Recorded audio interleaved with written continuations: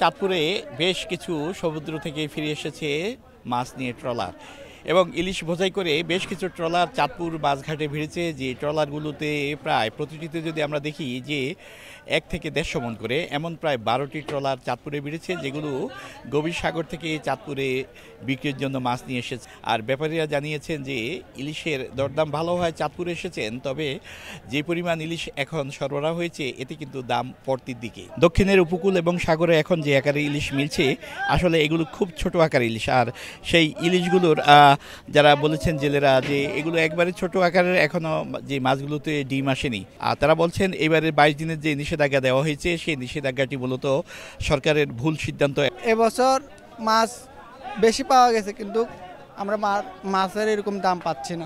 মাছের কোনো ডিম নেই, যে অবরোধ দিচ্ছে এটা ভুয়া অবরোধ, কারণ এই অবরোধের লগে মাছের লগে কোনো কালেকশনে নাই, এগুলো কোনো মাছের ডিমই হয় না। নদীতে মাছ কম, এগুলো হলো সাগরের মাছ, সব ছোট সাইজের, বড় কোনো মাছও নাই। এই কারণে কেনা বেচাও মোটামুটি অল্প, একদমই অল্প। এক সাইজের মাছটা সবচেয়ে বেশি, এই জন্য মাছের দাম কমে গেছে। ছোটো মাছটার দাম অনেক কম। যেমন আজকে আপনার এই যে 4-5টা যে কেজি মাছটা, এই মাছটা আপনার 350 টাকা কেজি। আজকে আপনার 1 কেজি মাছটা চলতেছে 2000 থেকে 2100 টাকা। আর 1 কেজি নিচে মাছটা 800-900 গ্রাম, এই মাছটা চলতেছে 17 থেকে 1800 টাকা।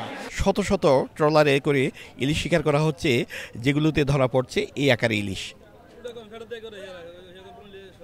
ফারুক আহমদ, সময় সংবাদ, চাঁদপুর।